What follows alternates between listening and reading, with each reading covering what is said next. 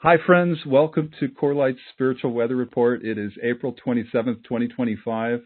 This is Brad, and I'm at my home at the beautiful Blythe River Canyon, South Africa. I've missed you so much, and the last Spiritual Weather Report was in January, and like I announced on that call, I had to miss the February and March Spiritual Weather Reports because of the online course and the 2 in-person retreats that I was offering in that window. So I'm really sorry it wasn't possible to fit it all in, but thank you so much for your messages saying you missed me and that you really appreciate the spiritual weather reports. I'm really glad to hear that. And it's funny, I know saying we miss each other might sound strange since we don't see each other physically on these calls, but there's our energy connection when we get together like this in the field of love, and it's very real. It's beautiful and it's palpable for me, and I know for some of you too. And so if there's time today, I'd like to talk a little more about the field of love, what that is, if we've got the time. So anyway, I'm happy to know that the spiritual weather reports are helpful to you, and it does feel like lifetimes have passed since the January one. So much is happening in our world. Oh my goodness. If you're tuning in live today, it's a very auspicious day and a spiritually powerful day. It's the new moon in Taurus today. And in fact, it's a super new moon. So I did read some astrology reports to prepare for today, and I can boil it all down for you in just a few words. It's basically a good time to focus on what brings you joy. That's my understanding of various astrologers' reports who I love and trust. So we'll talk a little bit about that today too, because that's one of the themes is joy. Anyway, the other thing, today is also the 31st anniversary of South Africa's first democratic election when Nelson Mandela was elected. And I'll talk more about that today too. It was a profound experience for me when I came for that. I was here for that in 1994, my first visit to South Africa. And Leslie and I both had profound spiritual experiences, and it does tie into one of our themes. So I'll talk about that. Whether you're listening live or in the future, it doesn't matter. We are all in the field of love that exists in the eternal present moment, no matter what linear time you're tuning in. Before we begin our session today, I want to welcome everybody who's listening live or in the future, and also anybody who's new to CORELIGHT, and I also welcome all of our old friends too. For those who are new, every month I tune in on what's happening in the collective consciousness, and I'm always shown a few key themes to talk about on these calls. And today there are 6 themes. Here are the themes. The first theme is the truth shall set you free. The second theme, the light is unstoppable. The third theme, clearing the fear of the fall of civilization. The fourth, birthing the new paradigm of the heart. The fifth, we are all telepathic. The sixth, what brings you joy and what blocks your joy? So for anybody who's new to the Spiritual Weather Report calls, I start by offering a guided meditation. Today I'm going to make it brief because we got a late start. And then I'll speak about the prevailing energies that are affecting us and also about the spiritual principles that are most helpful for us right now.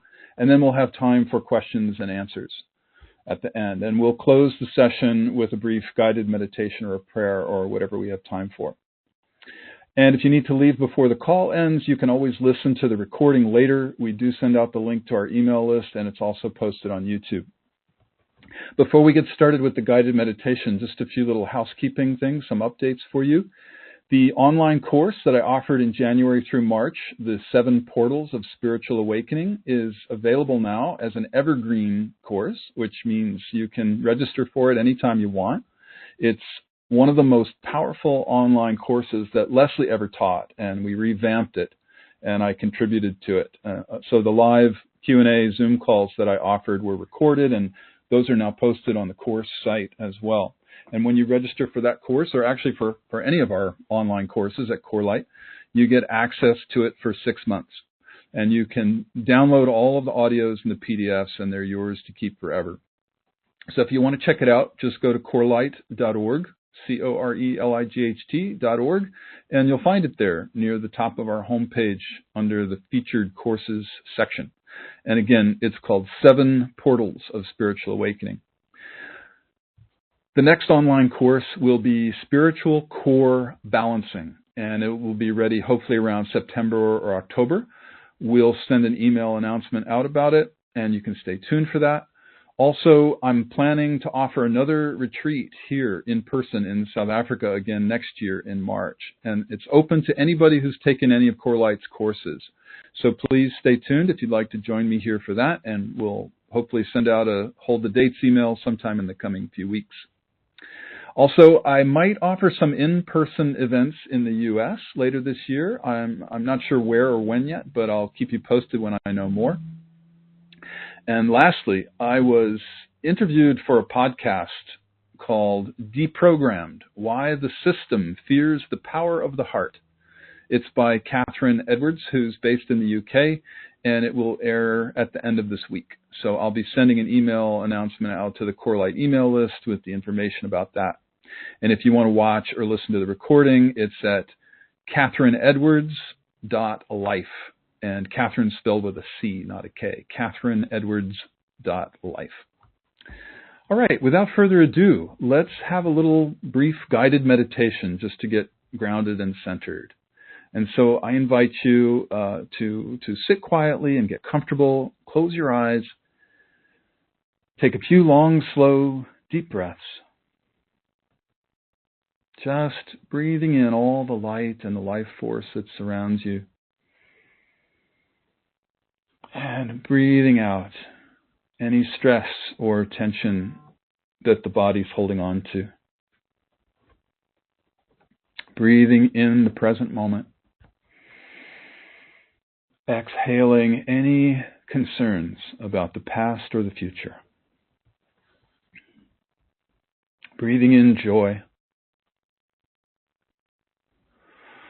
Breathing out stress and worry.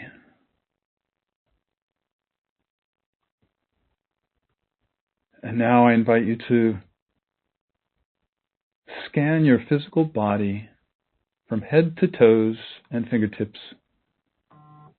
Just very gently, like a leaf falling from a tree, just slowly scanning your body, relaxing all of the muscles as you scan your body from head to toes.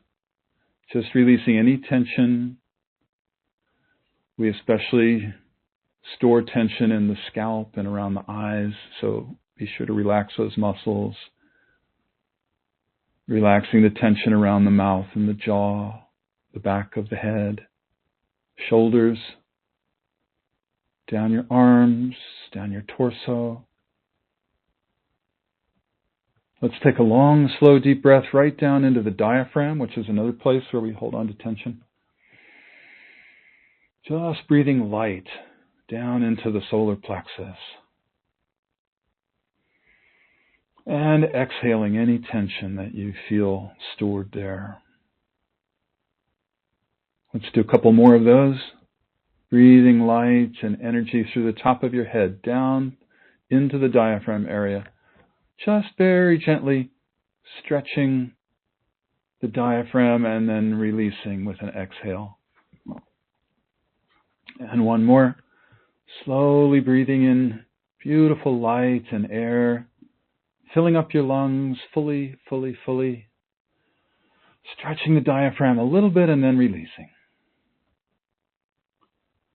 And now continuing to scan the body all the way down, relaxing the muscles in the pelvic region, all the way down the legs. And I'll be quiet for a moment while you scan your body again from head to fingertips and toes.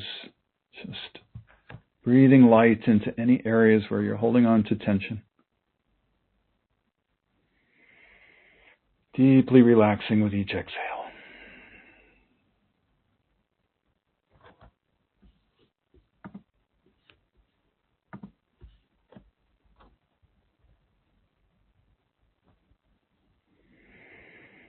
As you deeply relax, I invite you to feel the field of love that we're all a part of.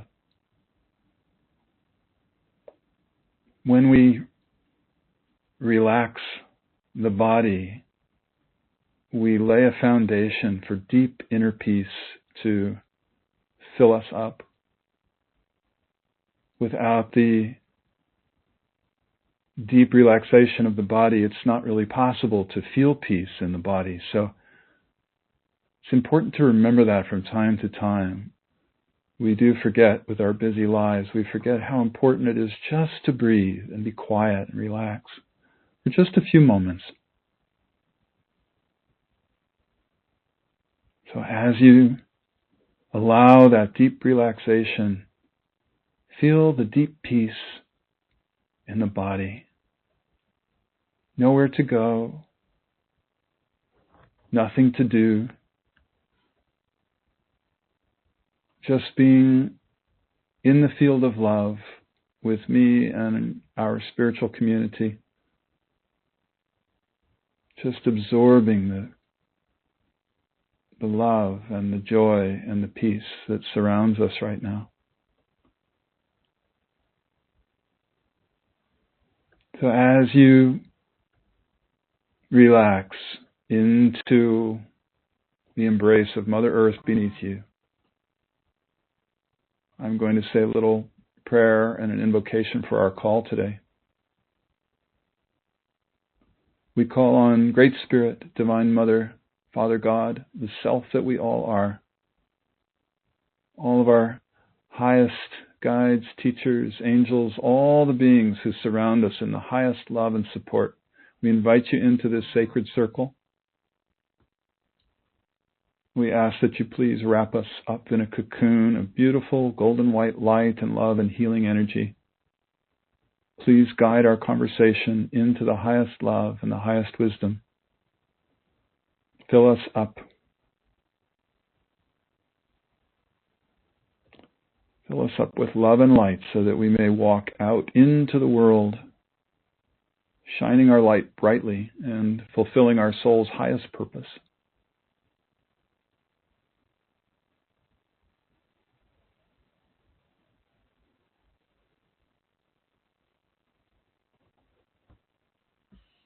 As we're in this beautiful space, let's just take this opportunity to say a prayer for Mother Earth,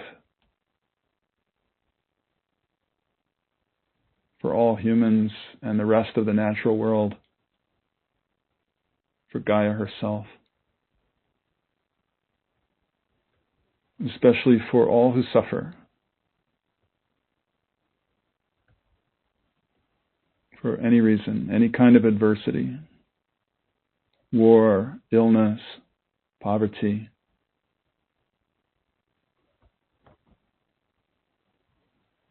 loss, loneliness, natural disasters, pollution.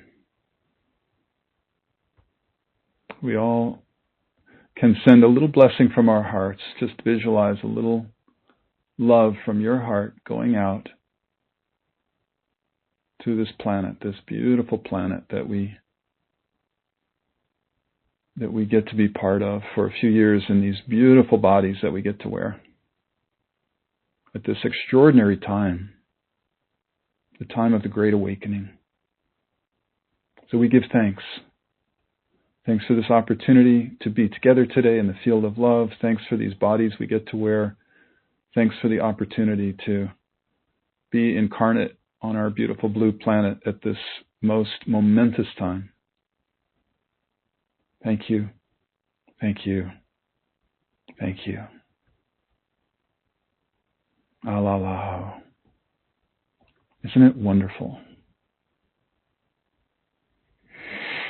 Oh, when you feel ready, slowly bring your awareness back into the room and into your body. Slowly begin to wiggle your fingers and toes, and when you feel ready, slowly open your eyes.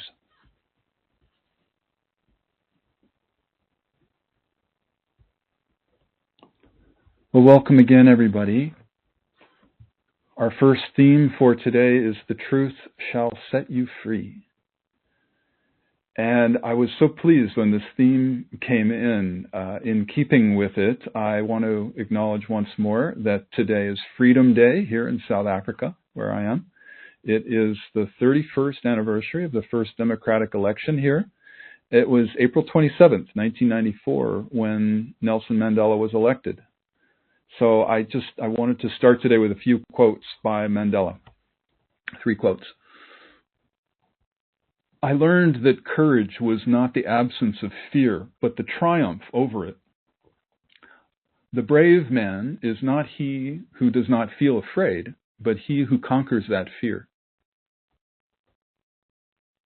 The next one is, as long as poverty, injustice, and gross inequality persist in our world, none of us can truly rest. And the third one is, it always seems impossible until it's done. I especially like that one. And so you may wonder what this has to do with the theme of truth setting you free, but please bear with me because I'll get there. First, I just wanted to tell a short story about my being here in South Africa for that election. And forgive me if you've heard it already. I have told it before. But my first time to come to South Africa was for this election of Nelson Mandela in April '94. Came with Leslie, of course. It was a profound spiritual experience for me, and it was for Leslie as well. She had emigrated from South Africa to the U.S. in the 70s and hadn't come back. I think she came back once in the 80s, but otherwise she hadn't been here. So it was an experience. The time here over the election period for me was an experience of unity consciousness. Like I said, it was a spiritual experience. I've never, ever in my life, anywhere on the planet, experienced anything like it. I was in Johannesburg, where it's pretty densely populated. And I think because the vast majority of the population was thinking the same thought, which was freedom and peace and equality in those higher states, because everybody was thinking that thought, there was a shift in the vibration. There was literally a shift in consciousness. And I tell you, I was literally like, there were a couple of days during the actual election. It took more than a day. There were so many people. Makes me cry to talk about it. Sorry. I hope I can get through this. There were so many people out voting because they hadn't been allowed to vote for 50 years during apartheid. And so there were queues everywhere around the block, around many city blocks. And so it took days for the voting to happen.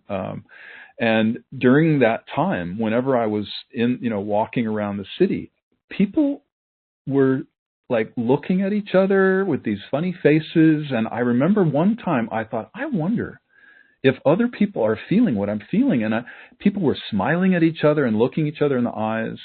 And it was very unusual. And so I finally had the courage to stop somebody. And I said, are you feeling what I'm feeling? And they said, yes. I mean, we didn't even have to describe it. It was like this phenomenon, that many people were feeling. I've talked to other South Africans who were in other parts of the country that didn't feel that. I guess if it was less densely populated, it wasn't as palpable, but certainly where I was in Johannesburg, and maybe I'm just sensitive, but Leslie and I both felt it, and many people we know felt it. So it was truly a spiritual experience, and I remember thinking, this is what the world will be like. Sorry. One day, when enough people are living in their hearts, when enough people are holding that vibration of higher consciousness, we will have that beautiful experience of unity consciousness that it's beyond words. I can't possibly describe it. I hope you're getting the feeling of it from my words, because I'm really not doing it justice. But truly just a beautiful feeling of heart-centeredness and love and joy and peace and those very high spiritual qualities. So I pray for that for the world all the time. And then when Mandela was inaugurated, a couple of weeks later, it was May 10th of 94, when he was inaugurated, Leslie had a profound mystical experience during that ceremony, when the old flag was lowered and the new flag was raised, and Mandela took the oath of office. She said it was... So sorry.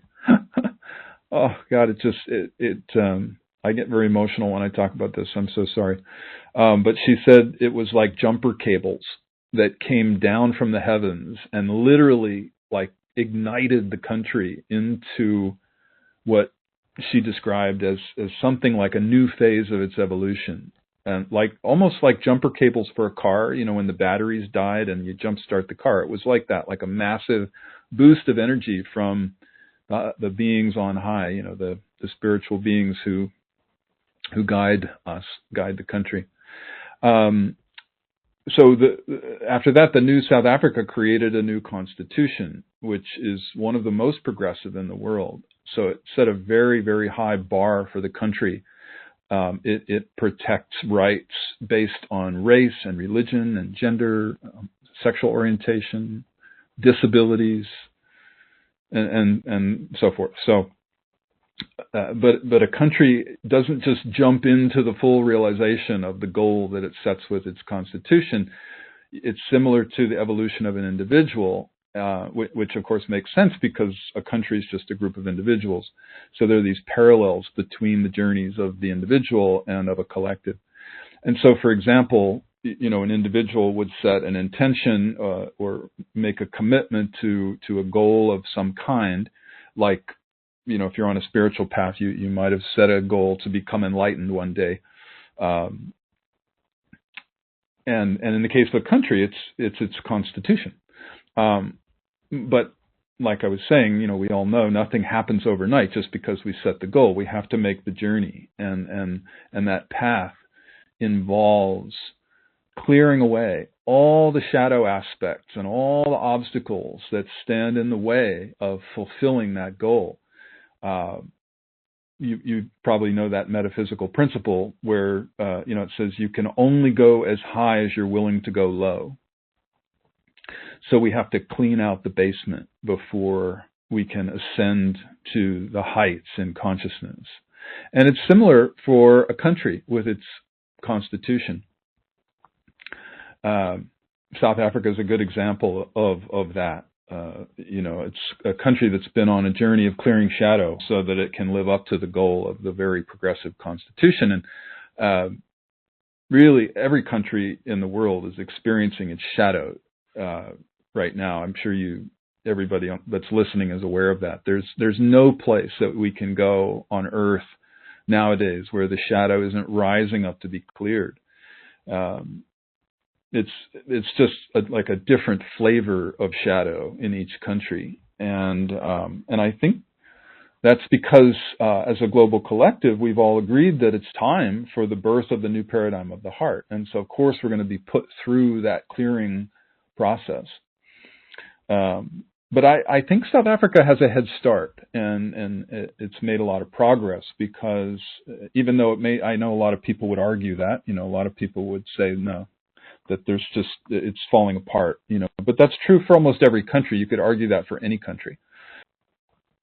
I think it's made a lot of progress, especially because in the 90s, after Mandela's election, it created the Truth and Reconciliation Commission. And that's really what I wanted to talk a little bit about today, because it ties into this really important theme of the truth shall set you free. So most people are familiar, I'm sure, with the Truth and Reconciliation Commission, but if you're not, the concept was that anybody who admitted guilt and asked for forgiveness for crimes that they committed during the apartheid era, they'd be let off from having to go to jail. And so it offered a lot of hope because it showed how a society that was so deeply divided could start healing through the process of telling the truth and through the empathy and through through the talking about the shared suffering. So there were a lot of extraordinary stories of healing that came out of the Truth and Reconciliation Commission. But there's one story in particular that I'd like to share today because it actually is Freedom Day. And I know I've shared this before, so forgive me if you've heard it, but I do think it's one of the most profound stories of truth-telling and forgiveness that I've ever heard in my life that we may ever hear. And so I do like to share it from time to time. So please forgive me if you heard it, but it bears repeating. There are many different authors who've written this story, and so I prefer to read it to make it concise because I wasn't there for this. But the one I want to read to you today is from a website called hopecenter.ie. Center is spelled with R-E at the end instead of E-R. Okay, so here's what the author writes. I read this in a book by Jeff Lucas the other day. It really blessed and challenged me. The scene is South Africa during the Truth and Reconciliation process. It's a courtroom filled with people, the accused and the accusers. A frail black woman stands slowly to her feet. She is something over 70 years of age. Facing her from across the room are several white security police officers, one of whom, Mr. Funderbrook, has just been tried and found implicated in the murders of both the woman's son and her husband some years before.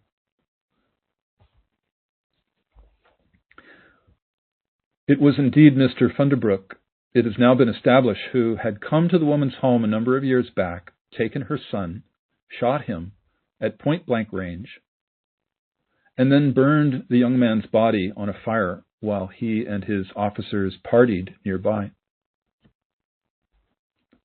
Several years later, Mr. Funderbrook and his cohorts had returned to take away her husband as well. For many months, she heard nothing of his whereabouts. Then, almost 2 years after her husband's disappearance, Mr. Funderbrook came back to fetch the woman herself. How vividly she remembers that evening, going down to a place near a river where she was shown her husband, bound and beaten, but still strong in spirit, lying on a pile of wood. The last words she heard from his lips as the officers poured petrol over his body.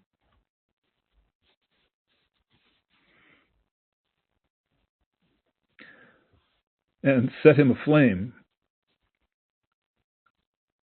were, "Father, forgive them."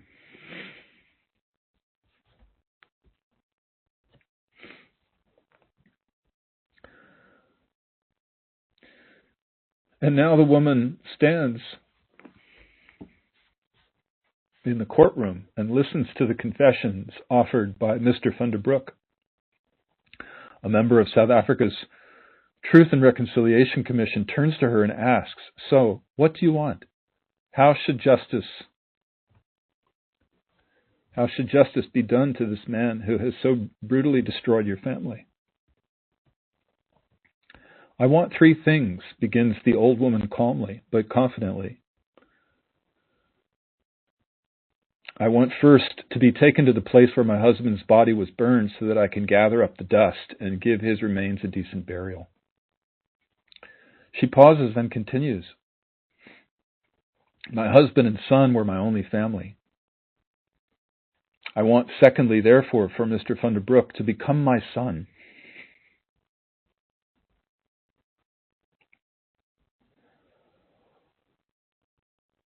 I would like for him to come twice a month to the ghetto and spend a day with me so that I can pour out on him whatever love I still have remaining within me.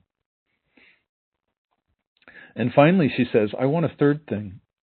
I would like Mr. Funderbrook to know that I offer him my forgiveness because Jesus Christ died to forgive. This was also the wish of my husband. And so I would kindly ask someone to come to my side and lead me across this courtroom so that I can take Mr. Funderbrook in my arms, embrace him, and let him know he's truly forgiven." As the court assistant came to lead the elderly woman across the room. Mr. Funderbrook, overwhelmed by what he had just heard, faints. And as he does, those in the courtroom, friends, family, neighbors, all victims of decades of oppression and injustice, begin to sing softly but assuredly, "Amazing grace, how sweet the sound that saved a wretch like me." The end. Wow. I'm so sorry that it just makes me so emotional whenever I tell that story. But I share it because I think it's not just important to share, but I think in the coming decade or couple of decades or more, as more and more truth is revealed about what's really been going on our planet, I think the whole world is going to need a Truth and Reconciliation Commission. You know, this is how we heal the victim-perpetrator dynamic, and it's how we move into forgiveness, and it's how we'll move into this new paradigm of the heart as a collective on planet Earth. And the truth will be coming out more and more in stages over many years. I've talked about this before on these calls. It will be the beginning of the healing and the awakening process. Acknowledging the truth is always the beginning of the healing process. Ultimately, we're moving towards forgiveness and unity consciousness, but we can't get there until the truth starts coming out. That's the first step. So that's as the saying goes, the truth shall set you free. And so South Africa began that journey and really did a great job of modeling how to do it for a couple of years when that Truth and Reconciliation Commission was happening. And it could have gone a lot longer, but I remember when it stopped, Leslie and I were so deeply disappointed because we thought this needs to go on and on for a while longer. But the truth is, you know, it was a miracle that it happened at all. You know, the fact that could happen, I think, was very much because of Nelson Mandela and Bishop Desmond Tutu, who had the vision and the inspiration to make that possible. So God bless them. And it's going to happen again. This will happen. I can feel it. It's coming. So, you know, as Paul Simon said in Graceland, these are the times of miracle and wonder. So here we go. Right? Fasten your photon belt. Let's all imagine a future Freedom Day when we're celebrating true freedom on the planet. So I wish you all happy Freedom Day from South Africa. The next theme, the light is unstoppable. The sharing that I hear from a lot of people is still mostly split into two camps. Many people are feeling despair, depression, anger, fear, you know, and so forth, because they feel like all is lost. They feel like the world's going to hell in a handbasket. And I've heard people talking about, you know, quote unquote, the fall of civilization, and saying things like, how much chaos can our nervous systems handle? And then the opposite side is also true. A lot of people are feeling so much hope and optimism, and they see a lot of positive things happening in the world. So I see both perspectives, you know, both are understandable, both are valid. There's a lot of reason for both. You know, there's death and destruction and some very deeply challenging things happening in the world. War and terrorism and genocide being a few examples. But there's also a lot of good happening in the world too. A couple of examples being this movement that I'm talking about today towards truth, you know, the revelations of truth. And and a very positive movement happening that's focusing on health. So I think both perspectives are valid, and I feel it's important to say a few things about this, no matter who you are, no matter which, if you fall into one of those camps. I would say no matter what your perspective is, how's your witnessing practice going?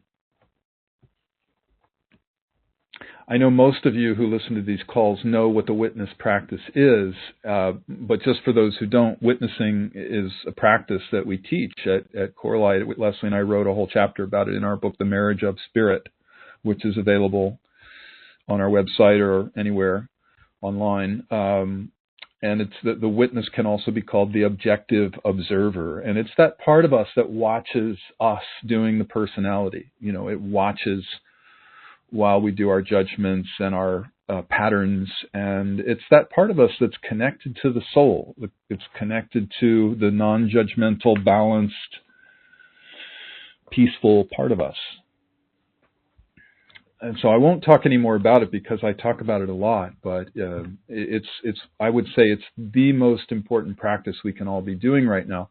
So especially in these challenging times. So when I tune in inwardly on what's happening on the earth, my experience is that the wave of light that is inundating the planet right now, it's so overpowering. It's such a massive tidal wave that there is nothing that can stop it. And I've seen this for several years now, and it's just growing. Literally, the light is unstoppable. And what I like to call the forces of separation, whatever you might want to call them, the forces of separation, might be trying to stop it, and they might be trying to convince all of us that all is lost, that everything's going to hell. But that's not the truth. It does look bad, yes, and it's going to continue to, go back and forth. The pendulum is swinging. But it's more like a last gasp. That's how I see it. It's like a last desperate attempt to hold on to power and control. But the truth is that it's not possible to stop this wave of light that's sweeping the planet. People call it many things, but the Great Awakening, whatever we want to call it, the Great Awakening is well underway. This is the turning of the ages, and it's what Leslie and I have always called the birth of the new paradigm of the heart. It's the beginning of a whole new era. And so we're talking about a cycle of many, many thousands of years that's ending and a new one beginning. We're moving from this system of separation, you could call it, or duality, into this new paradigm that is governed by the heart. And as souls, we incarnated for these times fully knowing that it was it was not going to be easy, that these were going to be challenging times, but also extraordinary times, with such amazing opportunities for our personal awakening as well as for this collective awakening. So we all came in knowing that we're supposed to be the midwives for this new paradigm of the heart birthing. And so here we are. We're in the throes of this cosmic event, this event of the millennia. And it's just so extraordinary. And it's my understanding and my experience that the biggest shift in consciousness that an individual can make is from third chakra to fourth chakra, from the chakra that represents learning lessons about power, or some would say the abuse of power, to the heart chakra, to living in the heart, to living in the paradigm that's governed by these heart-centered states. And so the same is true for a collective, because, like I was saying before, a collective is just a group of individuals. So that's the overview of what's happening, and I'm sure most of you know that already, but I think it's always good to just, voice it. Let's put it out there. And beings from many, many galaxies are here to witness this amazing shift in consciousness that we're making on planet Earth. It's the greatest shift that an individual can make, but also a collective. And so they're here to guide this, to support this. But I think it's also important to remember that we're the ones driving it. We are the ones who are waking up, and we're the ones that are creating this shift. Those beautiful beings, ascended masters or angels or ETs, whoever they are, they're helping, but we are the change makers. And so this massive shift that we're talking about, the shift in the outer world, the physical world, is going to come from us. It's going to come from a lot of individuals. So it's important that we not expect it to come from our leaders, so-called. It will come more from a grassroots movement, which is happening already.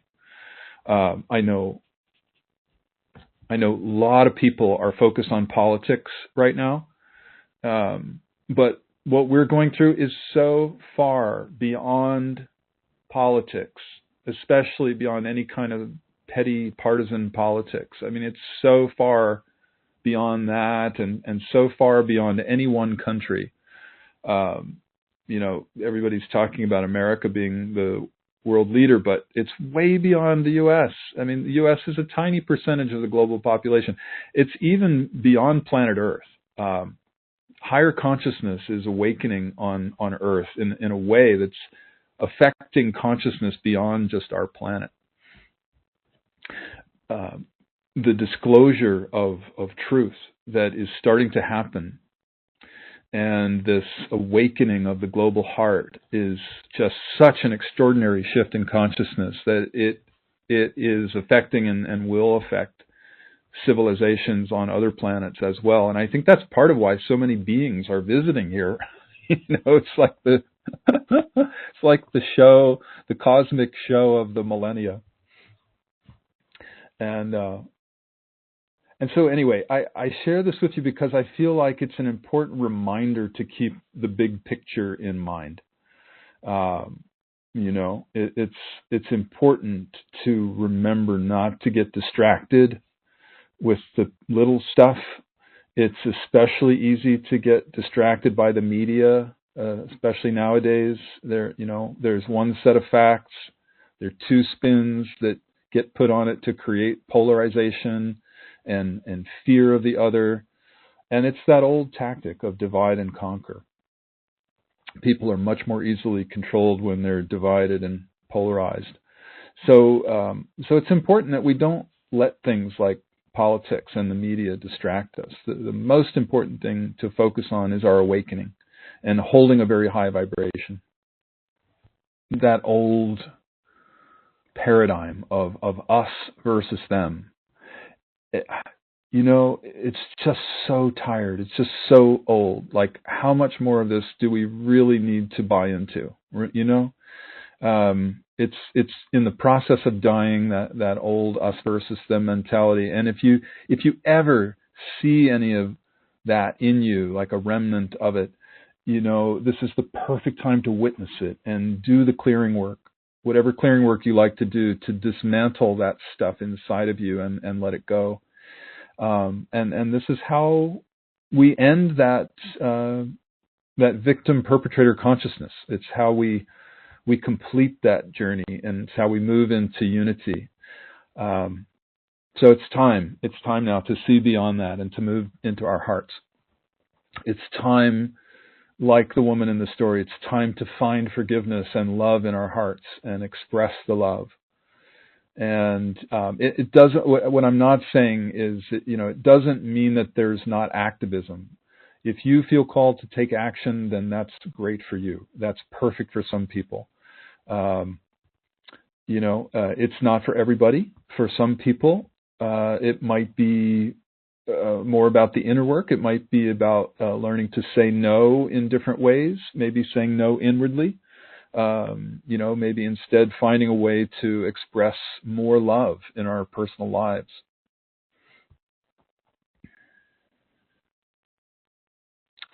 Okay, I could go on about this, but I feel like we should move on. I'm looking at the time. The next topic, clearing the fear of the fall of civilization. I remember when I started my conscious spiritual path back in the 1980s and into the early 90s, there were a lot of people remembering past lives where we all lived through the fall of a civilization. Like, for example, Atlantis. That was sort of the big one that most people were talking about, as I recall. And the memory, I remember I had this memory, other people had it, we were talking about it. The memory was that the high priests of Atlantis, the people in charge who held the power, they were experimenting with anti-gravity technology. And they knew it was incredibly dangerous, but because of their love of power, they went ahead anyway. Sound familiar? And it ended up destroying the civilization. And, you know, some say that the landmass sank beneath the ocean. And I remember when Leslie and I were processing this awareness, we were processing it with each other, and we also processed it with groups. And we saw that these high priests of Atlantis had reincarnated in modern times as people in positions of power in the world who were playing the same role, let's say, in this life that they were back then.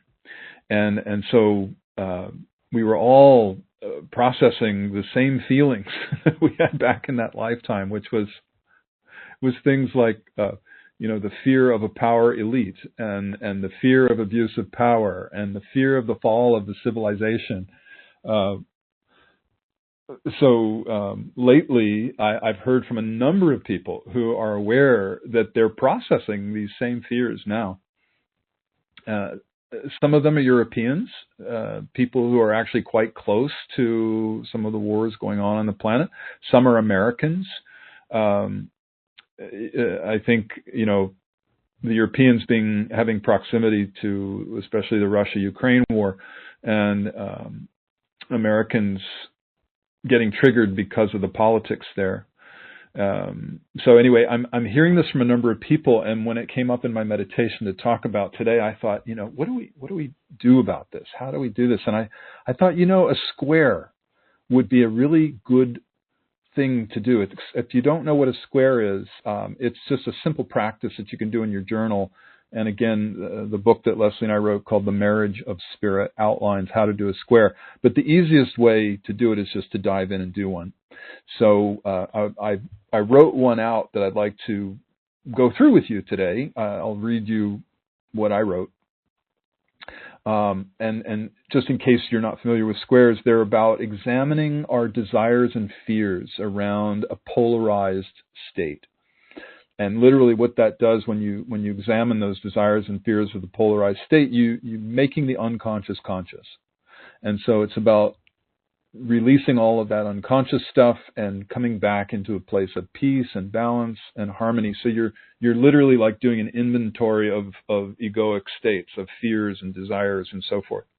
So doing the square is an opportunity to heal past life traumas, egoic patterns and so forth. And then it's an opportunity to have a different outcome. So I thought that would be perfect for this fear that some people are, that's coming up for some people. I think it's in the collective. So I think if we do this today as a group, if you're listening in the future as well, you're participating. But when we do it as a group, it has extra power. And so the best way to do this is just to dive in and do it together. The way it works is what I'm starting with here is the fear of the fall of civilization. And so the way that works is when you have a fear of something, that's one corner of a square. So the first step in the square process is you have to ask, what is the opposite of the thing you're afraid of?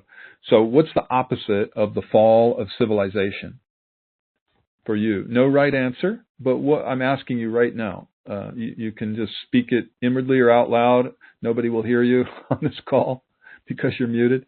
But what is the opposite of the fall of civilization? Again, no wrong answer, but what I came up with was the birth of the new paradigm of the heart. So, fall of civilization, birth of the new paradigm of the heart. That's the pair of opposites that I used for my square. You can do a different one if you like, but I think this is a good one.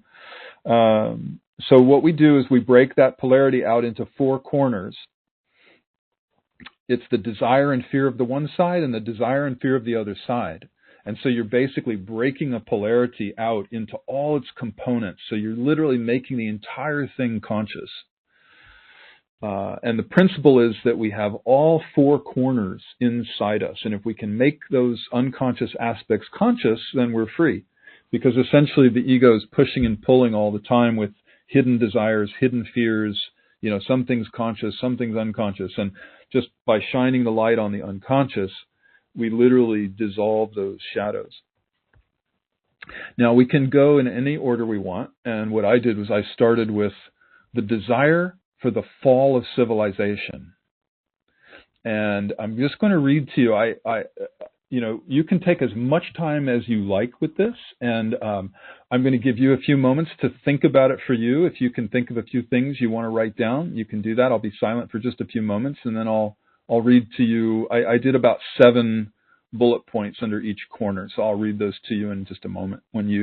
After you've had a chance, you can get your journal out and write them, or you can just speak them. But it's anything that comes up for you around the desire for the fall of civilization.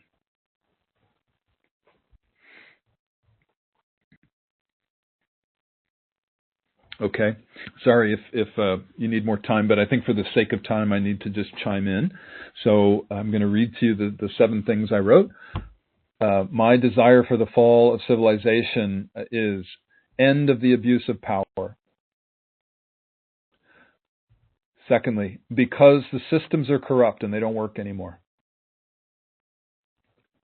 Hopefully, it would mean the end of the military-industrial complex and the end of war itself. The end of censorship. The end of the surveillance state.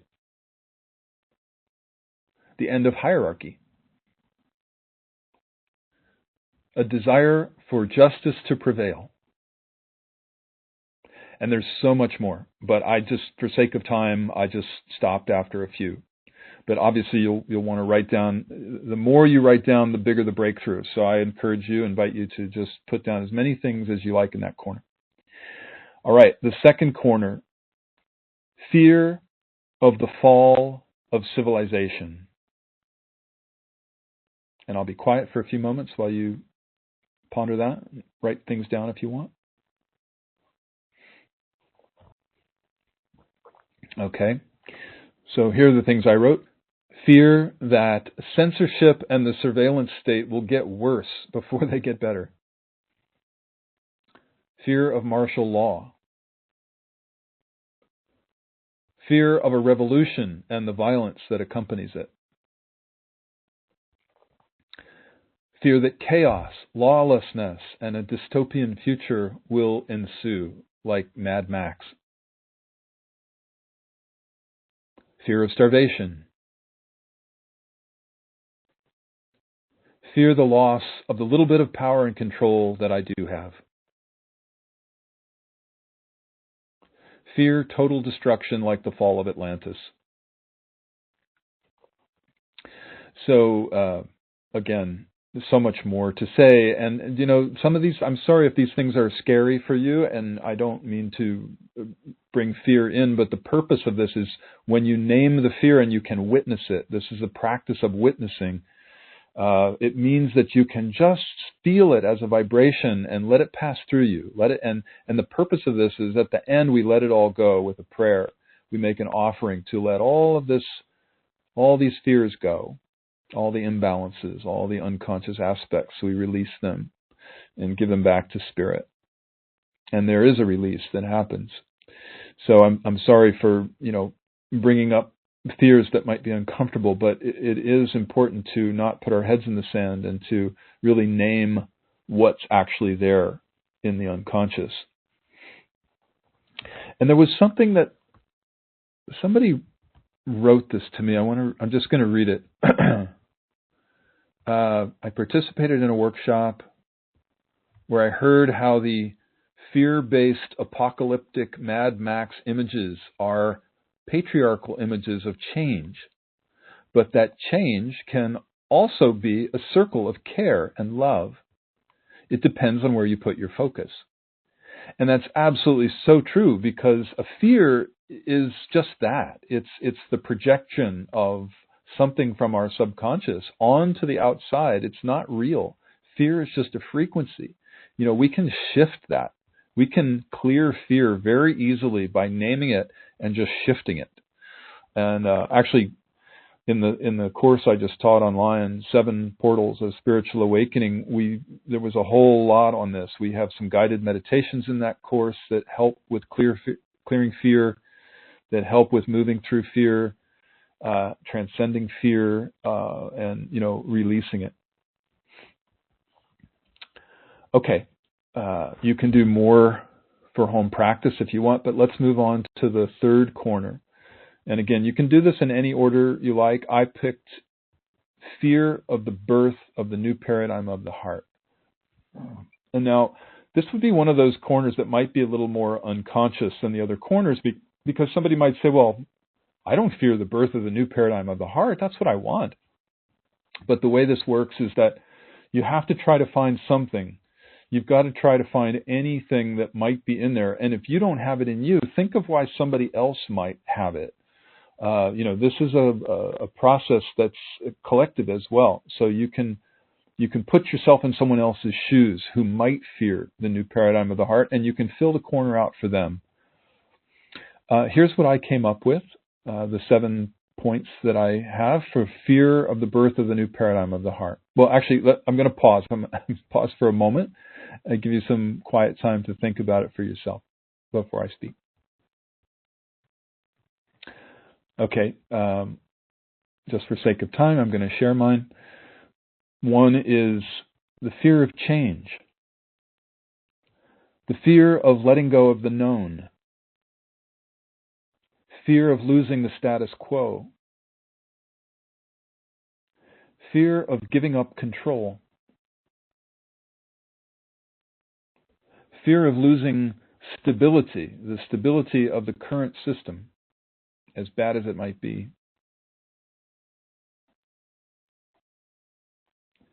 Fear of losing all the things I like about the old system. And, you can list those at home. I just made it general, but you can also just list the things that you love about we all find things we love about the system. We've had some very happy times in this life, most of us. The last one, fear of having to take responsibility and show up. In the old system, it's a lot about projecting our authority and power outside of us. And that's how we got into the mess. So taking responsibility and showing up, right? Taking our authority and control back, our power back. Okay, you can do more for home practice if you like. The final corner is the desire for the birth of the new paradigm of the heart. And I'll be quiet for a moment while you think about that. Okay. What I wrote starts with desire for the power of love and for an end to the love of power. World peace. For our systems to support Mother Earth instead of harm and pollute her. For all humans and the rest of the natural world to live in harmony. For the balancing of masculine and feminine. Wise, nurturing, heart-centered leadership. For truth, freedom, and justice to prevail. Okay, so that is a speed square. We did it very, very quickly. Usually I take a lot more time and I fill it out a lot more, but I thought for the sake of our time today, this is good enough, and you can do more at home if you like. And then we will make an offering of the square. The final step is to make the offering, but we'll do that at the end of our call today. So for now, let's move on. We will move on to the next topic. The next topic, we are all telepathic. So this theme has actually been coming up for a few months, and it's finally risen to the top. I resisted it a little bit, quite honestly. But the truth is that we're all telepathic, and we all are psychic. We all know everything at some level of our being. We all have access to the invisible realms. But it's just that in our current paradigm in the system of separation, we're not taught this. And so, in fact, we've been discouraged from learning about it or even talking about it, and much less practicing it and experiencing it. But the truth is that it's available for everybody. You know, we can all do this. It's something we can learn to do. You don't have to be, meditating for 12 hours a day every day or living in a monastery. This is something that can be learned. It's an innate capacity that we have. And through our childhood conditioning, our minds are taught to be so busy all the time that we've lost our natural ability to communicate telepathically. And I know, for example, like some indigenous tribes who were not conditioned into Western culture and who still live in harmony with nature, they have more capacity for telepathic communication, like the Bushmen of the San Bushmen of Southern Africa. They're very well known for communicating telepathically with each other and with the rest of the natural world, with the plants and the animals and so forth, with nature, and many other examples. But I want to say, I think part of the reason this theme came up is because of the popularity of a podcast that's called the Telepathy Tapes. And I wonder how many of you have heard the Telepathy Tapes or heard of it. If you haven't, you can find it at, the URL is thetelepathystapes.com.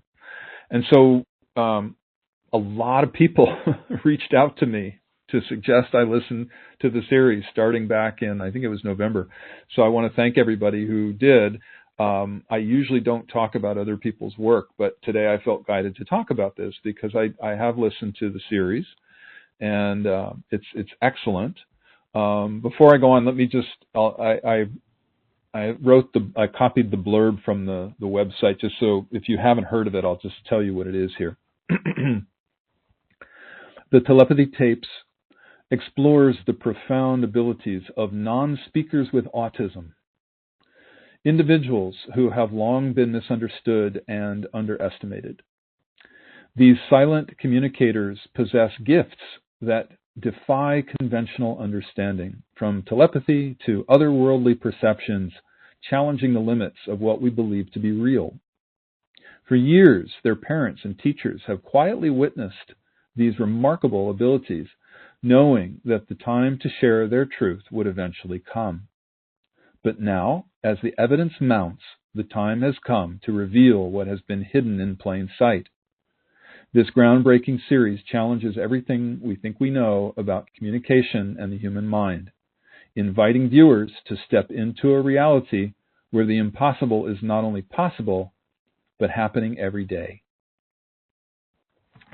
So I listened to, there are 2 seasons. I listened to the whole of the first season. I haven't listened to the whole of the second season yet, which is called the Talk Tapes, second part. But I listened to all the first part, and it's stories about these autists, these young people with autism. And some of the highlights are things like, doing scientific experiments that show 100% psychic connection between the autistic child and the parent, usually the mother.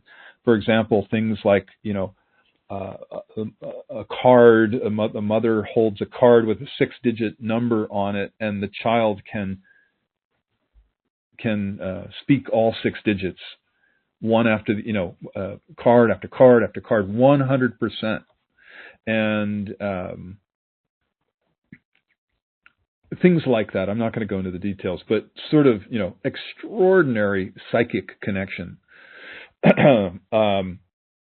Some of them are about profound spiritual teachings. Some of these children, or some of them are young adults, I guess, that they're profound spiritual teachers, or they have other gifts like musical talents that are beyond the ordinary. And many of these people use a method called spelling to communicate. So they call themselves spellers. It's like a device, a technology where they can spell letter by letter. And so they started communicating as spellers, and they call people like us voice users, which I thought was very funny.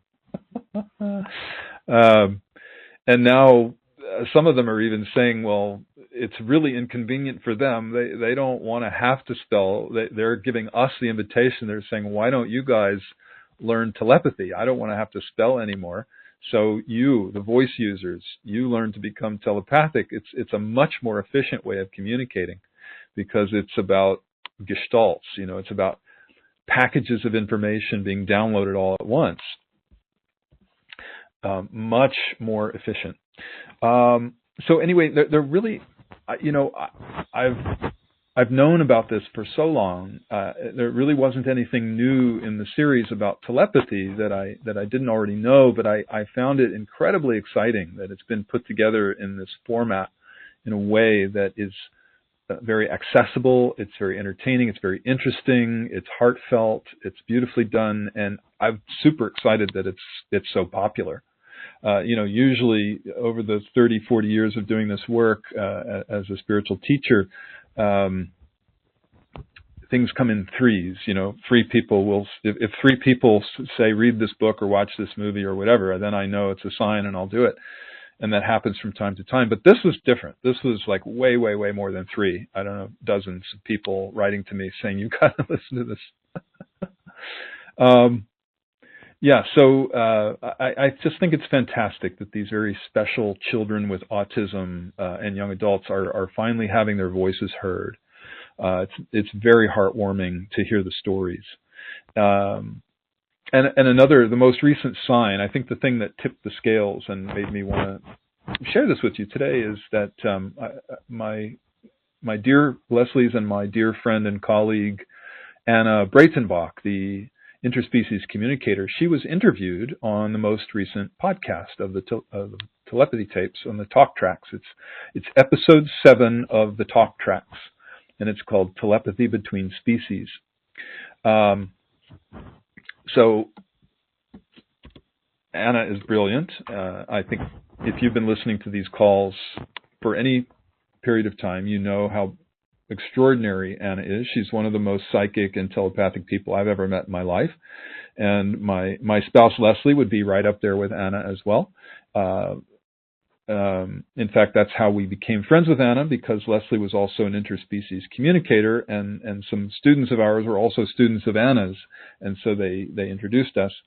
And Anna's work went viral about 10, 15 years ago, closer to 15 now, I think, when Craig Foster did a movie about her work called The Animal Communicator.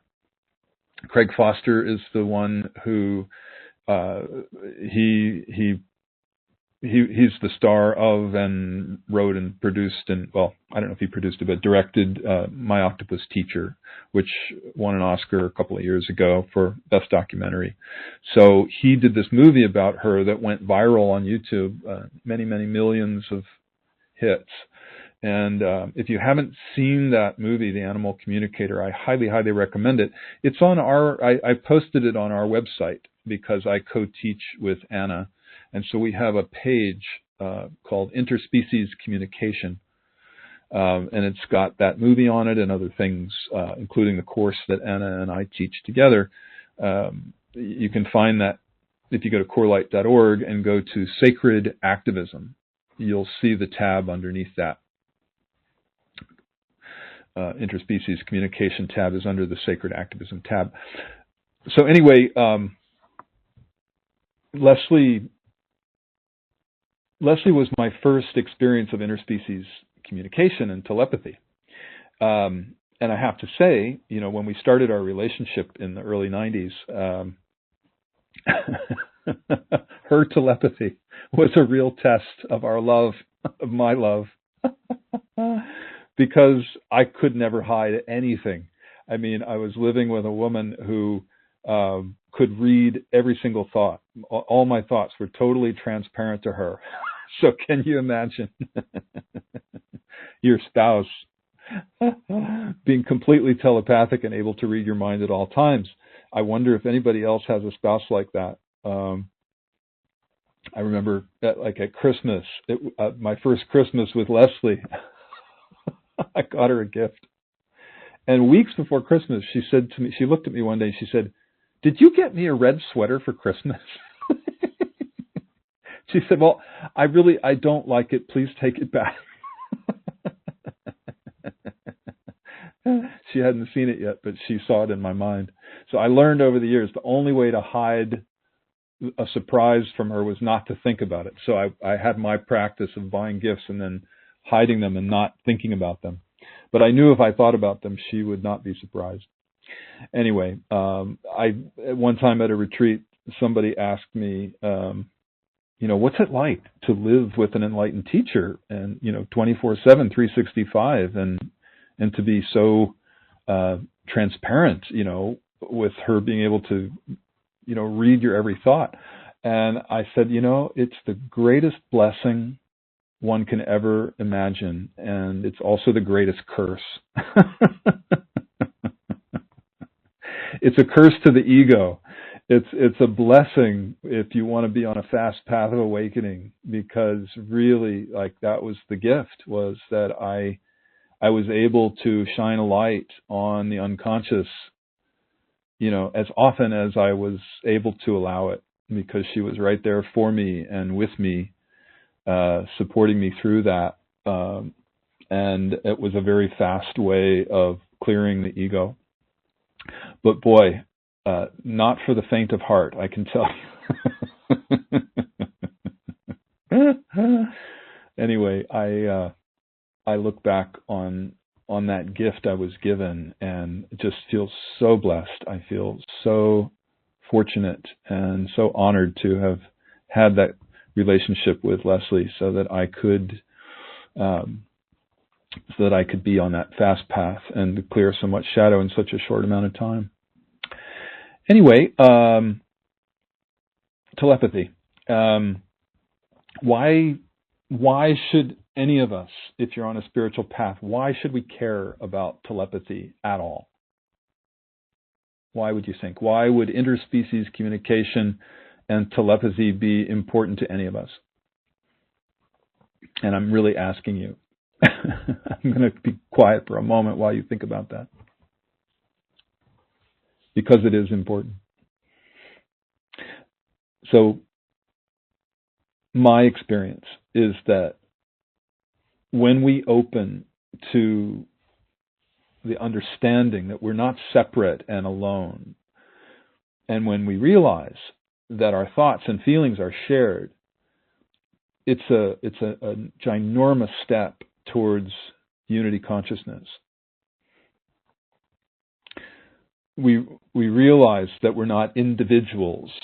Look at that word, individual. In, divide, dual. Divided in duality, basically.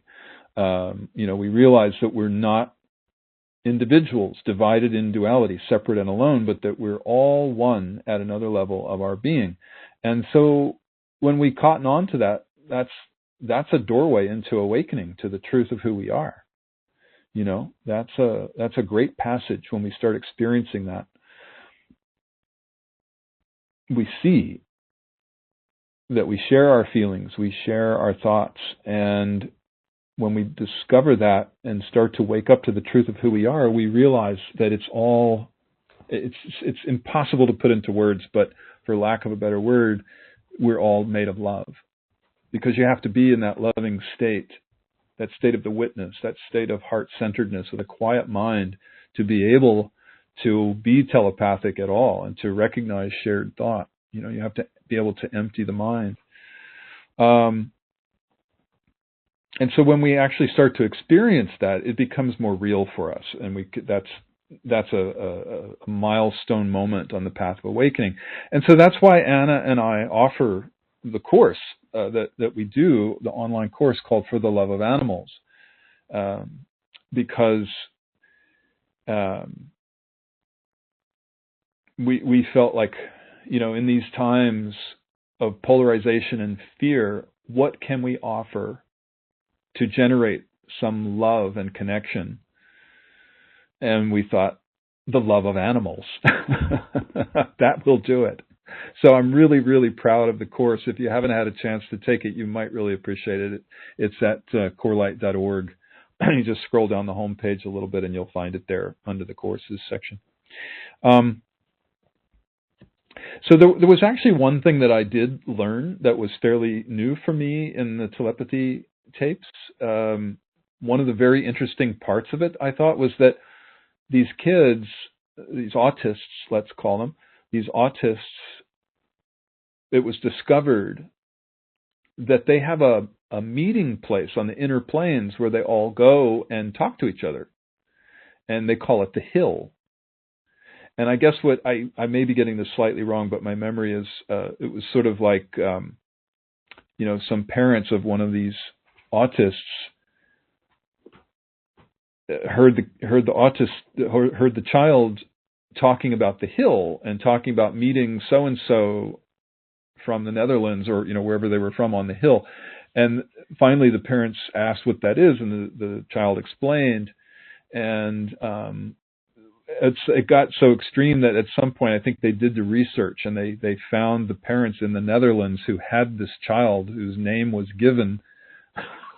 Was meeting their child on the hill, and so they realized that this was something very real.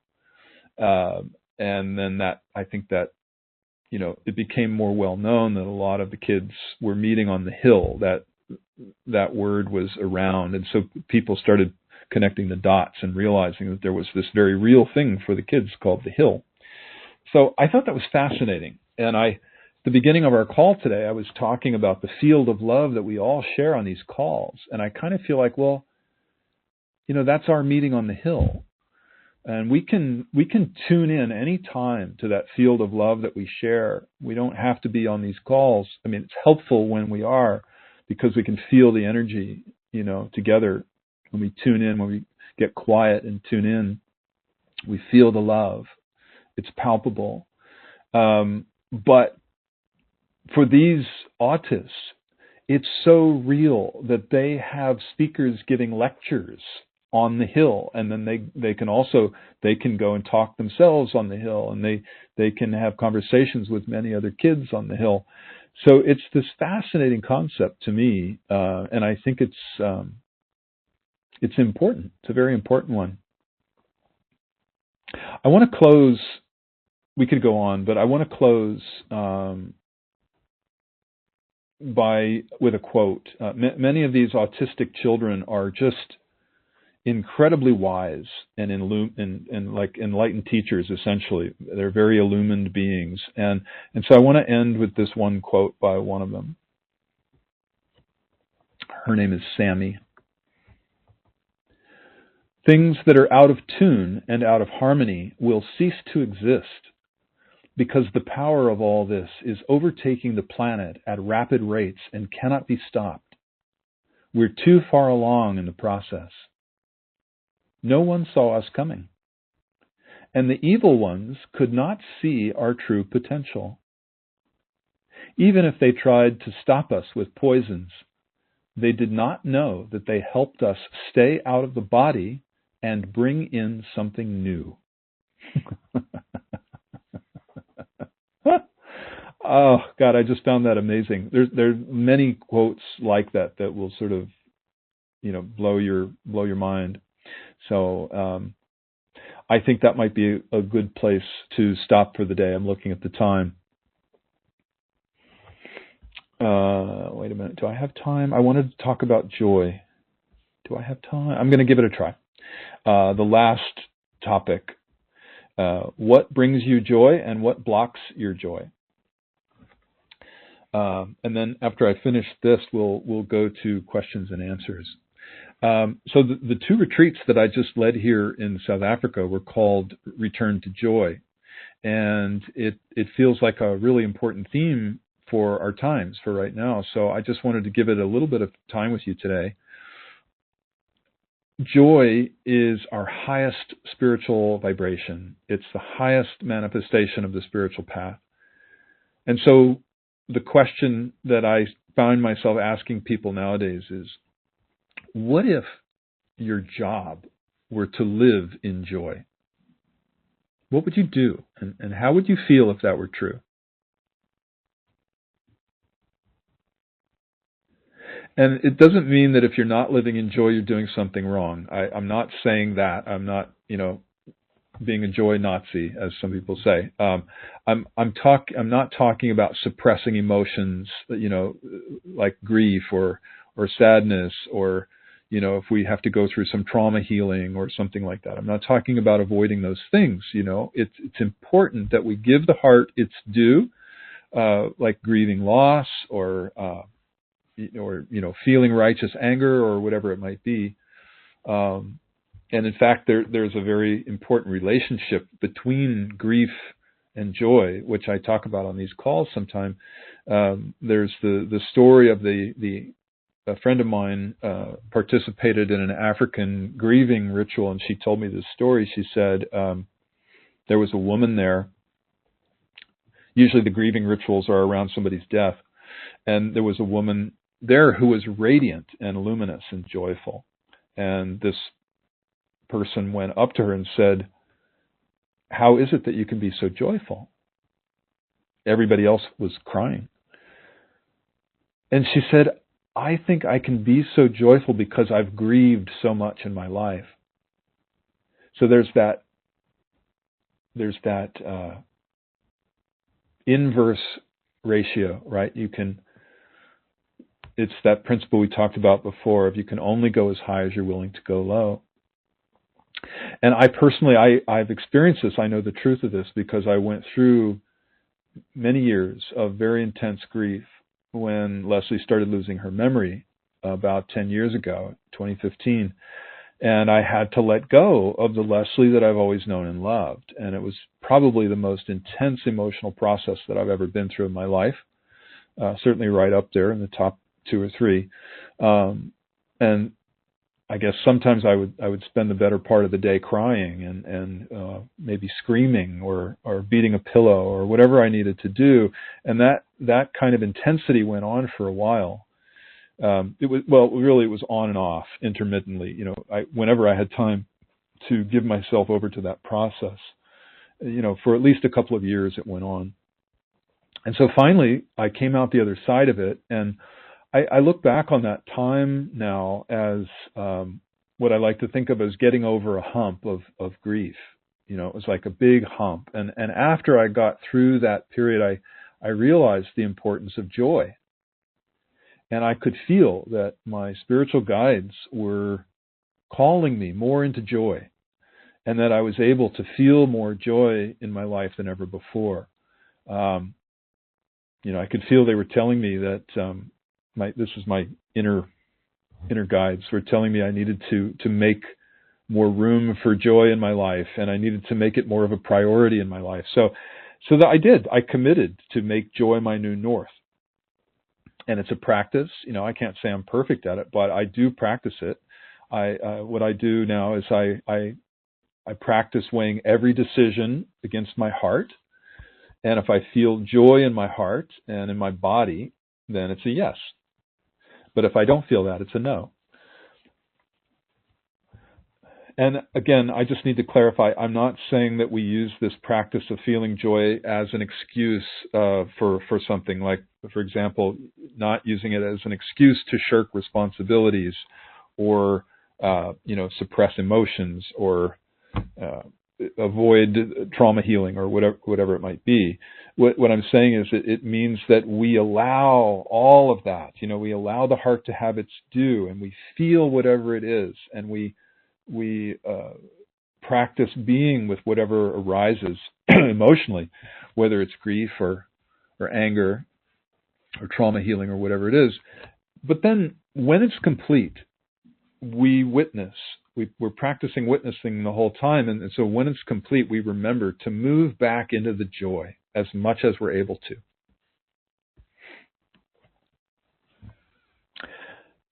So to close out on this, I guess I would just say if you've been focused a lot on the horrors of the world, and there are many, you might want to consider taking a break from that for a while and focusing more on joy for a while, because that's a choice that you have the power to make.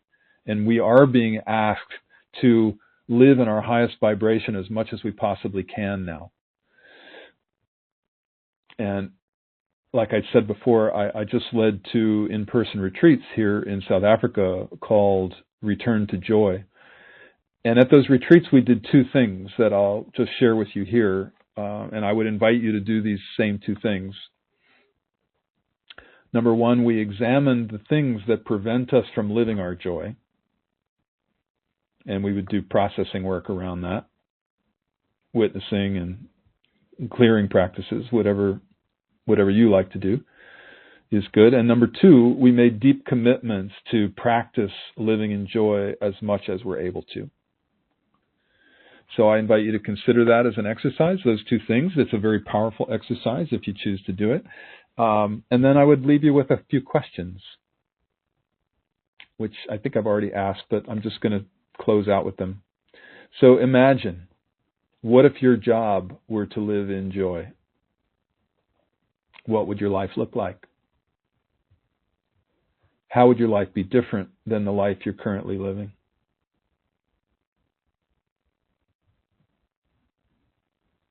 And I think that's a good place to end today. So thank you. And now let's move to questions and answers. So I want to thank everybody for your heartfelt sharing that you send to me and the questions you ask. I really, as always, appreciate hearing from you. It's very meaningful to me. I read everything. I don't always have time to respond to everybody, but I certainly read everything. So in case you're new and you don't know how it works, you can email questions or sharing to me at courses@corelight.org. And if your question doesn't get answered by me, an answer always comes from somewhere, whether it's in a dream or in a meditation or a book or somebody tells you something.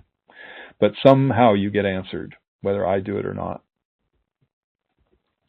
The first question is from Lars. He says, when you speak about the core, it's obvious that you don't mean the heart. Is that right? Because the most common translation for core in German is heart. So could you please explain what you mean by core and heart?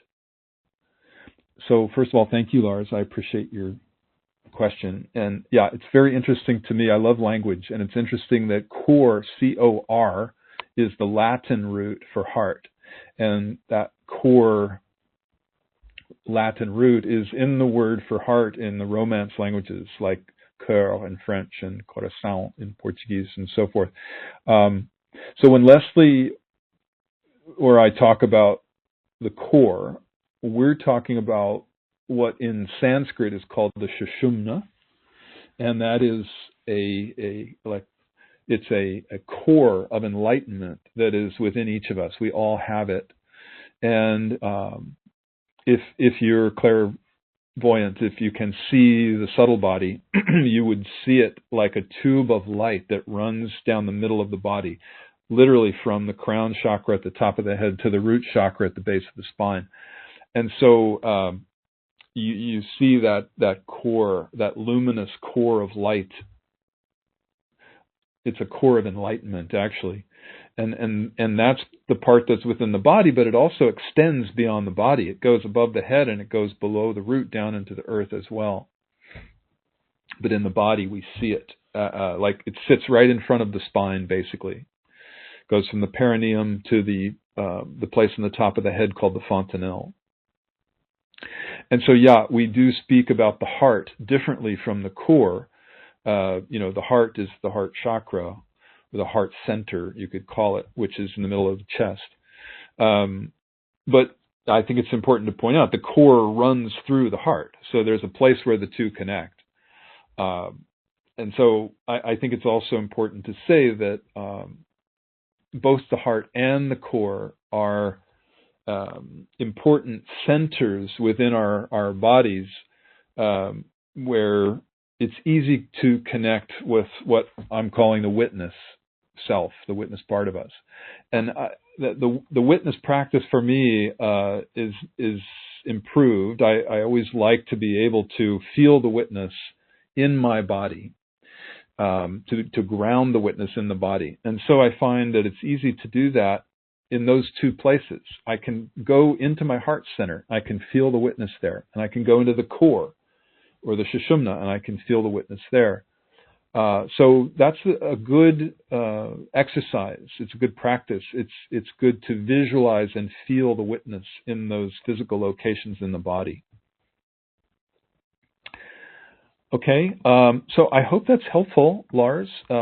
If not, if you had more questions, just let me know. I'd be happy to share more. But thank you for that great question. The next question is from Karen. I know you know about victim consciousness in humans. Do you know about how it is for our domesticated animals that get abused by humans? For instance, in the slaughterhouses, and our companion animals that are sometimes abused. Are they victims? This is a core issue for me, and sometimes I don't like being on planet Earth. P.S. A trauma from my childhood has resurfaced in which my mother killed our family puppy when I was 5 or 6 years old.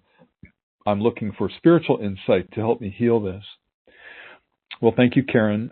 It's a great question, and I just need to say I'm sorry you had to go through that, and I'm sorry that that trauma is resurfacing. I can feel your great compassion. I can feel your heart, your compassion for the animals, and so I really appreciate that. And it's a big question. You've asked a big question, and it's actually bigger than we have time for here now to go too deeply into it. But I can give you a short response, a little overview for you, in case that's helpful. So my understanding is that even though animals, like let's call them non-human animals, experience pain and distress, from factory farming or other kinds of abuse,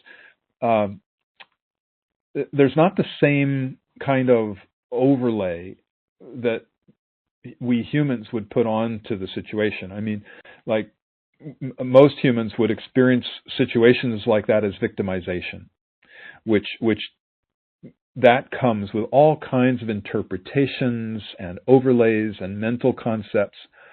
And non-human animals don't overlay it with mental concepts like we do. So in general, non-human animals are in a state of beingness, of purity. And so mostly they just have a lot of compassion for us humans. Yes, they feel the pain, they feel the distress from abuse, and they suffer, but they don't project judgment onto us. So mostly they have compassion, like I said, because they know we've lost our way. They see that we're suffering from what my friend Anna calls separation sickness. So yeah, they have a lot of love and compassion for us. And I'm sure anybody who's ever had a pet has experienced that unconditional love that they give us, that it's just the most wonderful thing, isn't it? Unconditional love. It's something we crave, and our pets give it to us. And I think that's why sometimes, we love our pets so much, because they fulfill that need for us. And so sometimes we grieve the loss of our pets more than we sometimes grieve the loss of some humans. So that being said, I know every animal's different. You have individual animals. It's not just a collective of animals and they're all the same. So you might get different responses from different individuals. But in general, I know what I'm saying is true. So so it's we humans who get stuck in those mental overlays and judgments and interpretations of situations, and then we project our own egoic patterning onto the pets and onto other humans and onto various situations, and so all that happens because of the way the ego works. It's the nature of the ego to do that, to project. And that's a product of our childhood conditioning, of the, it was given to us by our parents and the teachers and the culture and the media and so forth. And so it's humans who would interpret situations like you're describing as animals being victims. And of course, they are, from one level of seeing, right? They are victims. It's obvious, isn't it? We can see that they're victims of abuse. But it's all of our human judgments and the overlays where we get stuck in this world of victims and abusers and I would add rescuers. The victim, abuser, rescuer drama triangle is what it's called. And so those three personas, victim, abuser, and rescuer, they all play opposites to each other, and we can get stuck in that drama and we go round and round in it. And so this is where, pardon me, this is where there are other levels of consciousness from which this kind of situation can be viewed. And that's where we would practice witnessing, right? That's where witnessing can be really helpful and really important with this kind of thing that you're dealing with. So the witnessing practice is what I would recommend to you in response to your question. The witnessing practice, the egoic clearing practices that we offer at CoreLight, especially in the Marriage of Spirit book, they're simple but very powerful, and they're great ways to help heal traumas like the one you're describing that happened to you when you were 5. And they help us to clear the lens of the ego so that we don't have to do that projecting that I'm talking about. And Anna and I actually talk a lot more about this in our online course, For the Love of Animals. So if that's something you want to know more about, I recommend that course. And there's more. I teach another course that's mostly about this. It's called The New Paradigm of the Heart, Transcending Victim Tyrant Consciousness. So that's a very powerful course as well, if this interests you. Anyway, I really appreciate your question, and especially I appreciate your love of animals, Karen. I feel your big heart, and I wish you all the best with healing this. So thank you. I hope it's helpful. The next question is from Amy. I'm looking forward to hearing your take regarding the fall of the U.S. as we've known it and its ripple effect across the globe. Personally, I've felt called to speak out and take action against injustices that are happening to everyone, but mostly to the marginalized. It takes a great personal toll, but it feels like my soul won't have it any other way. I have so many friends who seem to be ignoring the reality of what's happening and going on with their lives with their heads in the sand.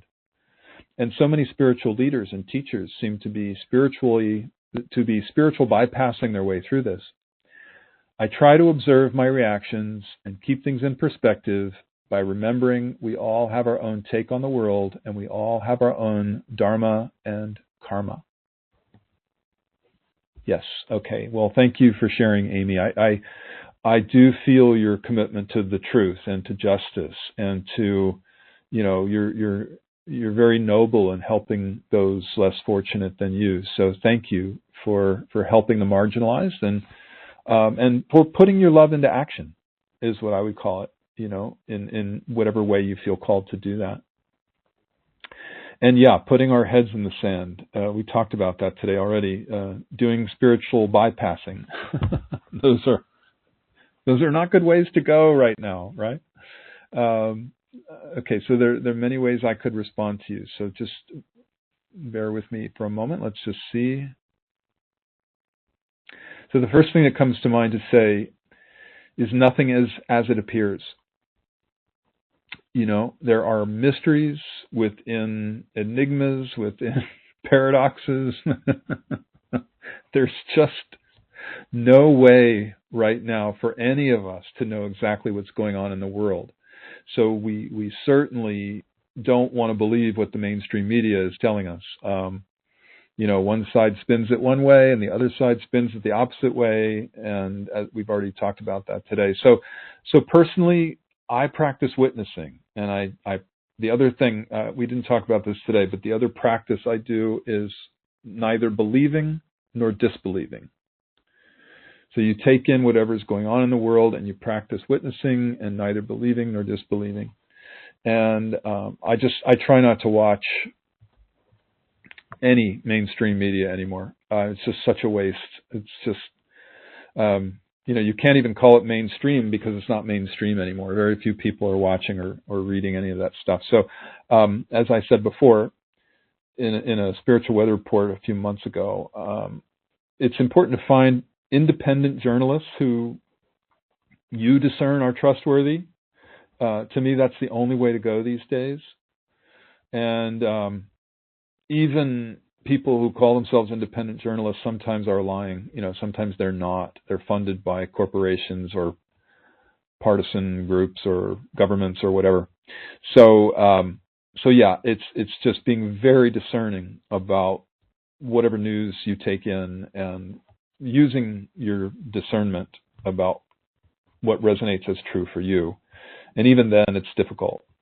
So anyway, I like what you said at the end. You said, I try, I'm going to read it. I try to observe my reactions and keep things in perspective by remembering we all have our own take on the world and we all have our own dharma and karma. So yeah, observing our own reactions, keeping things in perspective. Those are aspects of the witnessing practice. So I think it's great that you're practicing that. It's the most important thing we can do right now is witnessing. And also, and right up there with that, so important to put our love into action. I really think that's the key. The more of us putting our love into action, the more that we're helping with midwifing this new paradigm of the heart in our own lives. And when enough of us are doing that, that's when the tipping point will happen, and we'll start to see a lot more change, manifesting in the world, outpicturing, so we actually see it happening. And it's changed for the better. So feeling how your heart is telling you to serve, doing that, putting your love into action in that way that your heart's calling you to. This is one of my favorite topics, and I wish I had more time to share with you. There's some stories I could tell you about this, but I think we're almost out of time, so I'm gonna move on. Well, I'll say one thing. There's we have our nonprofit here in South Africa called seedsoflight.org, and we support, for 25 years we've supported the marginalized community in our area where we live, and it's been one of the most rewarding things in my life. And our tagline for Seeds of Light is love in action. And I've watched many of our, what we call our champions, are the people we support to, achieve a vision to help the community. We support people to do that work that they want to do. They have to do the work. We'll support them with skills trainings or supplies or whatever they need, but they have to do the work. And what I've found is that, like, there's one champion in particular, it's true for all of them, but one champion in particular, his name's Try Give. Usually it's women, interestingly, 90% of the time, but we have a man who's a champion. Try Give is his name. And he started a community garden. I made a little video about his work, which is phenomenal. It's on our website. It's on the CoreLight website under the free resources page, under videos. You can find it there. It says, "Man starts community garden without money or water." He's a bit of a miracle worker. Anyway, what we found over the 10, 15 years that he's been doing this is that the entire community has been uplifted. It's safer. There's less crime. People are happier. People are friendlier. They trust each other more. They've gotten to know each other through this community garden. And it spreads. It has spread through the entire community. And we're suddenly realizing, like, holy cow, there's been a huge upliftment because of the one project for this whole area. And I see that as a metaphor. I see it as an example. This is what we can do when we put our love into action in our own personal way, in our own field, our own location, just doing what we can do, that's what can uplift whole areas, and that's what will change the world, I think. I'm going to move on, but thank you so much, Amy. Sophia is next, and I have to paraphrase. It was a bit longer, but she says something like this: how can I remain detached about my goals and have no expectation when all I've been familiar with is attachment and separation? So thank you, Sophia, for your question. And I read your whole message. It included a lot more, but I want to respond to at least that part of your question. There was I don't have time right now, we're out of time, but there was a spiritual weather report where the main theme of it was spiritual detachment. And I talked for a long time about it, and I went into details, and you can find it on our website. It is November of 2022. I just looked it up for you. November of 2022. It's the main theme. It says it, spiritual detachment. So if you go to our free resources pages, you'll see the archive, the podcast archive, Spiritual Weather Report archive. So just look through that, scroll down until you find that one, and that should answer some of your question if you want to know more about spiritual detachment.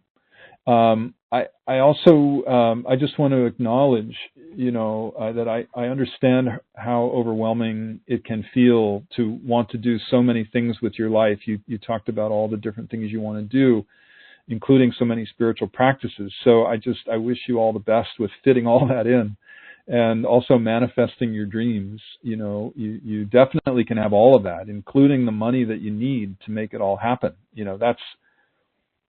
That's our birthright. We can have that. If money's an issue, I can tell you that Leslie did some incredible audio sets on money.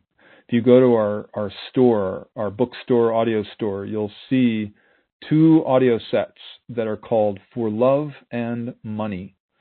They're 2 different ones, and they're fantastic if you want to clear the shadows, the patterns around money that we've been conditioned into, and it does help us to manifest the money we need for, to fulfill our dreams.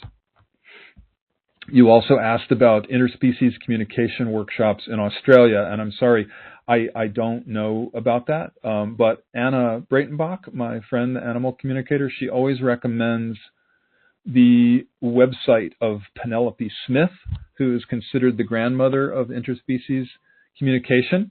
Her website is animaltalk.net. And you go there, you go to the resources page. I checked out her site for you, and if you look at that resources tab, it has 3 listings for interspecies communicators in Australia. So I would imagine you could reach out to them and see what they recommend. So I hope that's helpful, and thank you for reaching out.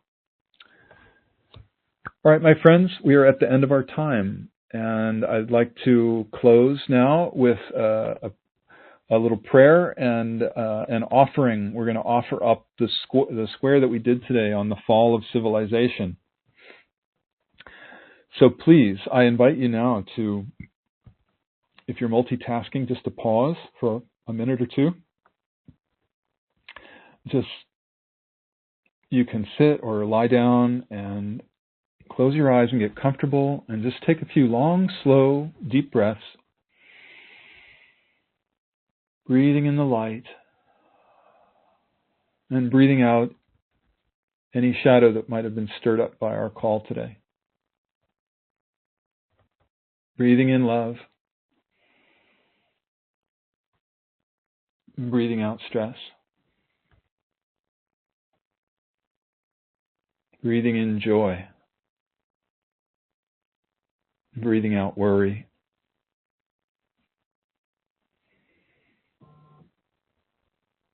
So we call on Great Spirit, Divine Mother, Father God, the self that we all are.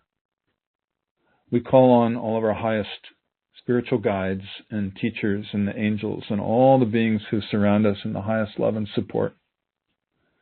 And we make an offering now of this square that we did on the fall of civilization and the birth of the new paradigm of the heart. We give back all of our desires and fears around both sides, all the imbalances. We've made the unconscious conscious, and we give it all back. And now we call on the power of grace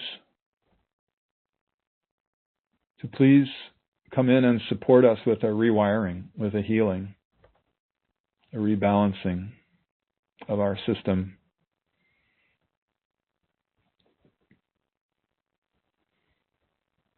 We let it all go now. We've done everything we can do, so now we can just forget about it and let go.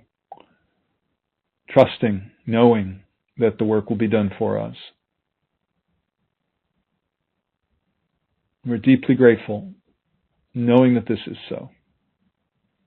And so it is.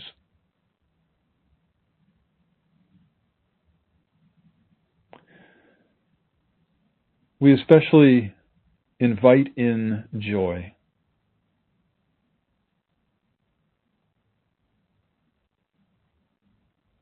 We invite joy into our lives more and more.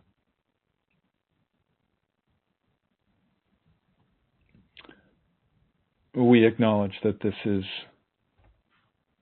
a replacement for the imbalances, the fears and desires that push and pull us. Joy is our highest vibration, so we call it in. We invite it in. And we ask for the support of the invisible realms. And let's also take this moment, just briefly, to send out another prayer of healing and blessing for our beloved planet Earth and all life she supports.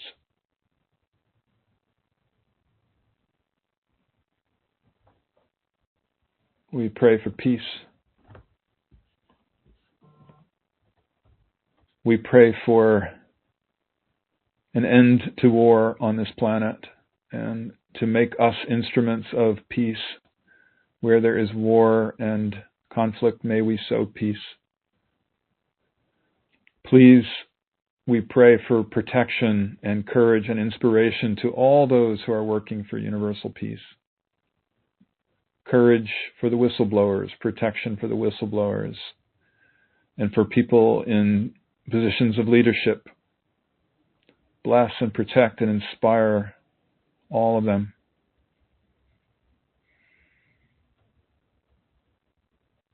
Thank you.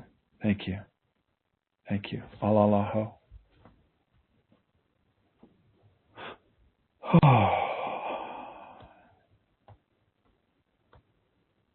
So when you feel ready, I invite you to slowly bring your awareness back into the room and into your body, and wiggle your fingers and toes when you're ready.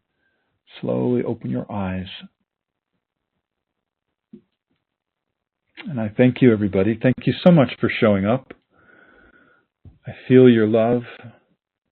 I feel your presence. I feel this field that we co-create together with Great Spirit, our guides. Whether you're listening live or in the future, we are here together. No time, no space. So I thank you. And I want to say I may add another spiritual weather report. We don't have one scheduled till the end of June, but I'm going to see if I can fit another one in. So please be on the lookout. I'll send an email if I can manage it. I'm traveling in May between South Africa and the U.S., so I'll do my best. And I will look forward to seeing you then, seeing you on the hill, the hill of love. All right, everybody. Much, much love. Bye for now.